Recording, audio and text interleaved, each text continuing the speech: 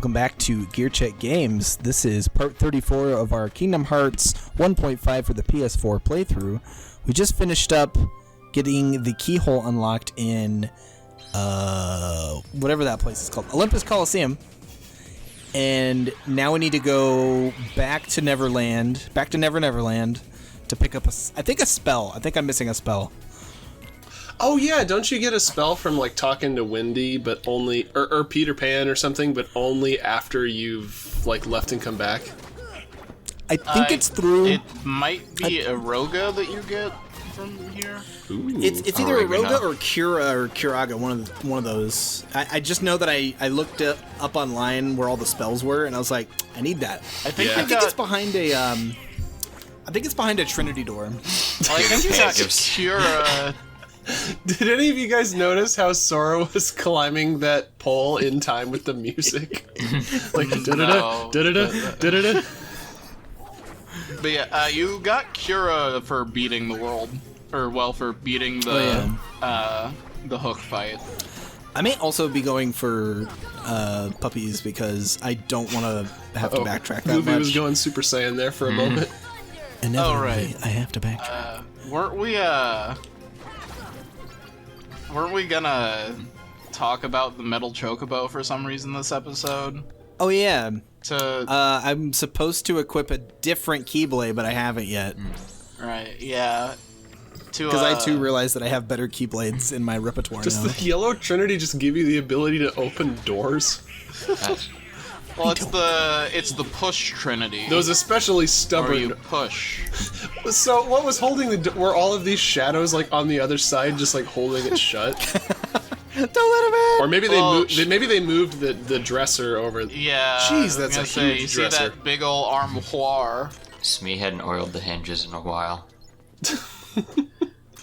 The guy who oils the hinges got turned into a Heartless. Aw. How does Captain Hook allow them to have a drawer that big? It's for all of them. Is that where he keeps all of his hooks?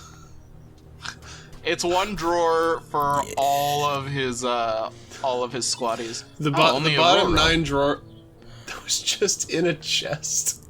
Oh my god. I've also equipped the coolest looking Keyblade in this game. Whatever the Olympus Coliseum one is. Oh yeah, Olympia. Isn't it just called the... What a name. Right. I was thinking it was called the Coliseum key, but it is not. I like it because Coliseum. it's just a column. Like a Roman column from a building. No, a column is a unit of power. Or is it energy?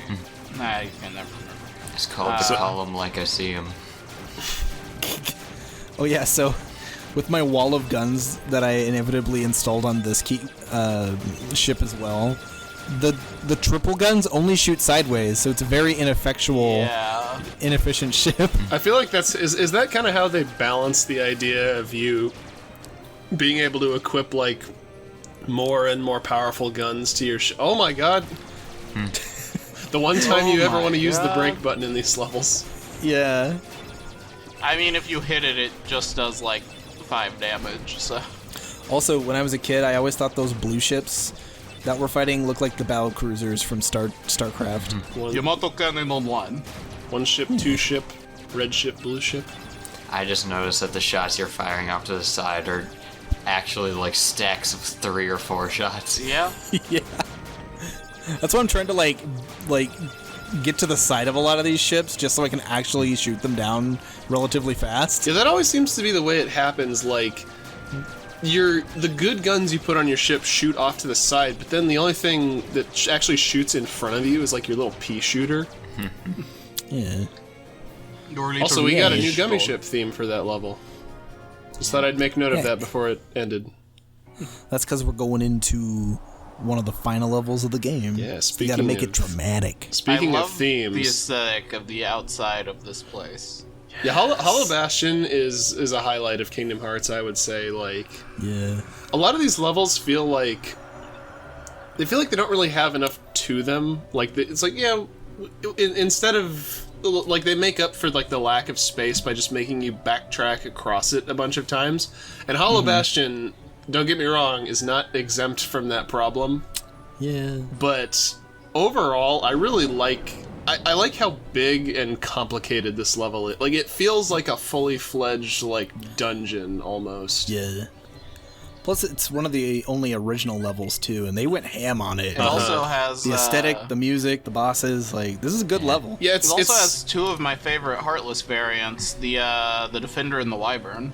Oh, yeah. Also probably goes without saying, but the story of the levels clearly the best in the game. Oh, yeah. Yeah. Well, that's where the non-Disney stories start to happen. Well, this to me, I think, it kind of represents what I wish, like, Kingdom Hearts did with the Disney characters. Because I can't believe I've waited this long to talk about it, but it's like, something I think would have made Kingdom Hearts as a series just more interesting overall, is if they didn't have to stick to, like, the rigid, like, Disney canon the way they do, where it's like, oh, we can't have anything happen to the characters that's, like, game-changing, and they can't, like, they have to always, like, act the way they did in the movie, and, like, you know, in some cases we have to just reenact the movie. I would have preferred it if the Disney characters were, like, able to know about the other worlds and, like, even able to, like, travel with you. You missed Like, your how chest awesome- back there, buddy. Like, how awesome would it be if you could take, like Aladdin and Tarzan, like, with you for the rest of the game? I wish you could. Like, that would... Obviously, that wouldn't work with, like, the cutscenes, but... I feel like it would just make this story feel a lot more grand if, like, the other, like, Disney and Final Fantasy heroes were, like, recruitable and able to travel with you. Oh, you mean You like the take- Final Fantasy game? Yeah. Yeah. You take Ariel with you, but every level that's Just not flops Atlantica. around. Yeah. Well, she's like a water Pokemon in the 3D game. She just floats in the air. Floats. She behaves exactly Yeah. the same, but... Well, no, I guess they could give her legs from the movie. And then to do her, she- like, drill hidden attack, her chest. corkscrew attack, she just, like, spins around in the air. Yeah, she just does an M Bison. Oh, yeah. But yeah, in So- regards to Hollow Bastion, I like this world because it takes, like, Disney... This movie, this world always kind of felt like a soft interpretation of, like, Sleeping Beauty mixed with Beauty and the Beast. No vessel, Yeah. no help from the Heartless. So tell me, Hence why Oh, yeah. the people here are Maleficent and the Beast. Yeah, there he is in all his glory. All of his Robbie Benson voiced glory. I love that he's describing how he got here without a ship. He's just like, I'm just that badass, man. Like, I just don't need a love ship. my Shut girl. I swam through space with my big beastly claws. I like to think that in the gummy ship levels, you can just see him like climbing on top of gummy ships and like redirecting them with like the force of his body weight. Like He's just Hulk holding the style. Heartless's hand with his big paw and, like, tilting him left and right. No, he just like Yeah. grabs onto like the top of the cockpit and like yanks it so that it's facing in a different direction. Yeah. Can you imagine? Alternatively, can you imagine the Beast just, like, floating on the edge of space, like, with his thumb out, about time. trying They're to just hitchhike? like He's hitching across space. just like swimming around like a Looney Tunes character, just yakati yadada. Why does everyone turn around and drive away? But it all ends here. I know why. Beast, you forgot your towel. Hey, can and we your ring. screenshot that moment from a second ago where Riku said there can't be two Keyblade Masters? Just for posterity. He's having Hey, a hard how time come getting when it he because the takes column it- keyblade is so large and heavy. Yeah. Large. I mean, to be fair, canonically, I believe that Metal Chocobo is the heaviest of all of the Keyblades because it's literally just a block of iron. Okay, Dude, yeah. we got to get our Keyblade back. Not just because Riku took it, but also because the man has no taste. Clearly, He's also Well, holding he it has the no wrong other direction. keychains. Kingdom Key. Oh yeah, you're right. We're supposed to give him the third charm that Kyrie made. I'm so but glad that's you're not here, gonna Nick, happen. because you actually are familiar and understand the canon. It's over now. It's- Where was he keeping that stick? Does In Riku the just always... darkness. He's like, yeah, when Sora finally shows up at Hollow Bastion, I'm gonna chuck this at him after I take his key. He's been plotting that for months. Let me look how it destroyed him. He's like, This'll get Sora. He's so easy to fool. I will say this. I feel like this shows how disloyal Donald is. Yeah. Oh, definitely.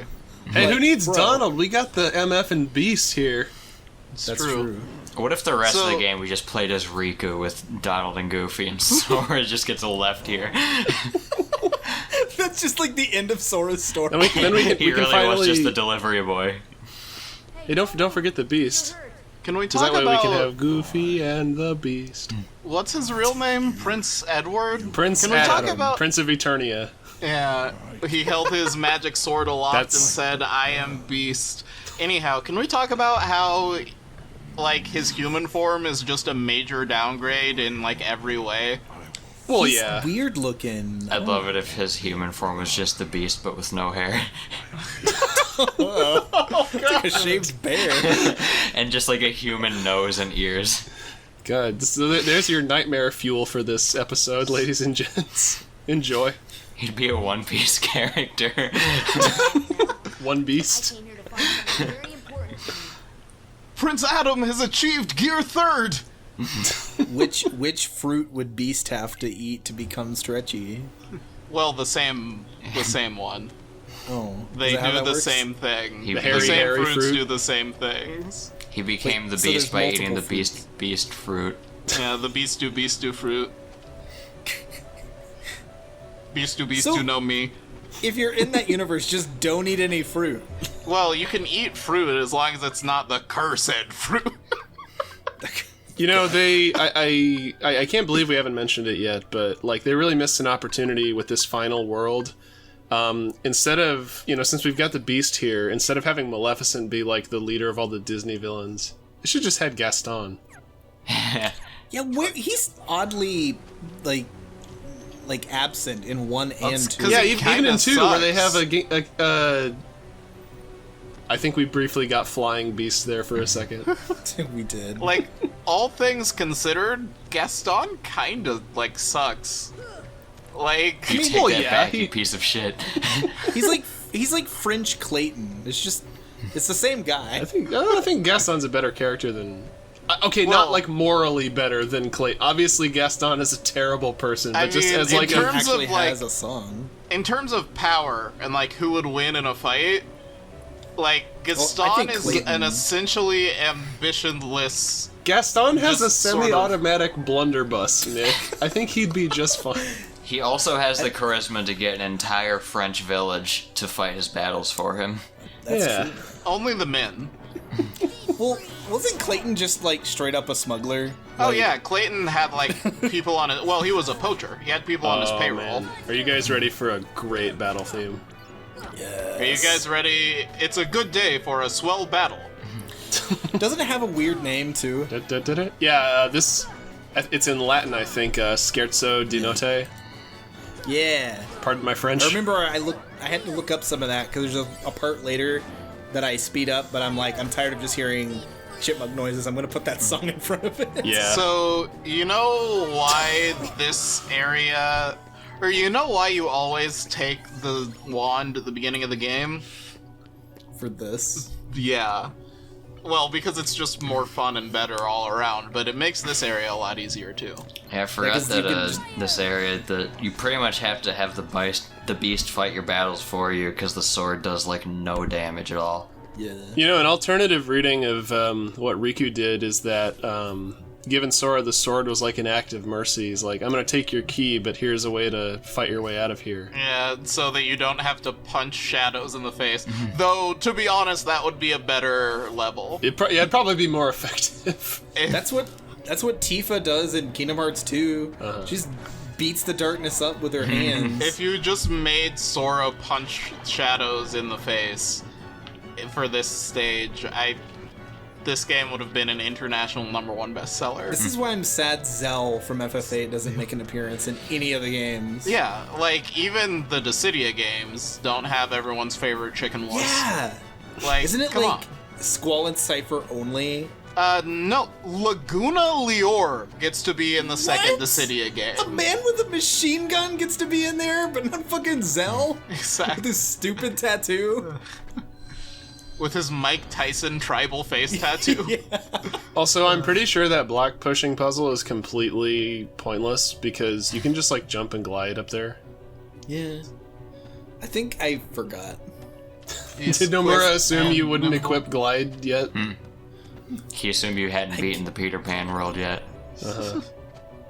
Also, this is the part of the game where I most often get to see Super Beast. So Yeah. doesn't it? Oh, yeah. Doesn't it look like those little blocks over there have faces on them? They're just going. They're like those noticing blocks that. from Mario Galaxy that like come out of the wall and push you off the stage. Yeah. Did you just get Paper G?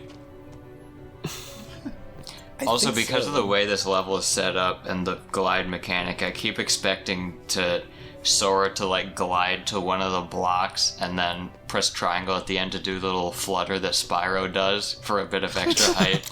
He does like the Yoshi flutter. That would be adorable. So, welcome to the dungeon. We got fun and games. For some reason, my capture card likes to make things dark, and this part of the level is very dark. So enjoy the darkness. That's okay. We can just make up what's happening. These